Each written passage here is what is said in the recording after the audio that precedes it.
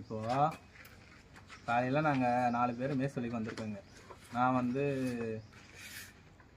Cement கலவை வந்து கொடுக்குறாள். மேஸ்திரிங்க 2 பேர் இருக்கிறாங்க. வேலை செய்யறதுக்கு வந்தோம். வர வழியில் தர்பூசணி மரம் ஒன்றும் பார்த்தோங்க. பார்த்துட்டு என்ன இது தர்பூசணி இருக்கேன்னு பார்த்துன்னு வரும்போது தான் வாட்டர் மில்லன் ஸ்டார் ஞாபகம் வந்தார்.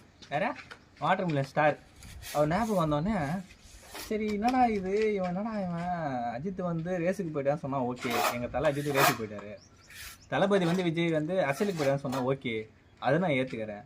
சூர்யா வந்து பெங்களூருக்கு போயிட்டேன்னு சொல்கிறான். இவன் பெங்களூரா ஏதோ சொன்னான், சரி பாம்பே கூட போட்டார்.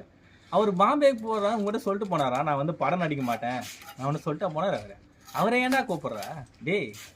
சரி நீ என்ன பண்ணுற? போயிட்டு பிக் பாக்ஸில் போய் தூந்து என்ன பண்ணுற நீ? சும்மா ஆமைக்குட்டி மாதிரி 400 வருஷம் பழையமான ஆமைக்குட்டி மாதிரி நீந்துன்னு கிடக்குற.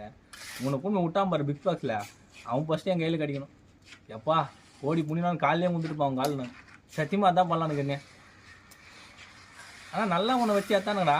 ஆனால் நீ ரொம்ப மோசம்டா பிக் பாக்ஸில். பண்ணா பாரு அம்முக்கலாம் உங்கள் அம்மாவில் கொஞ்சம் நெஞ்சு இல்லை விட்றான்டா.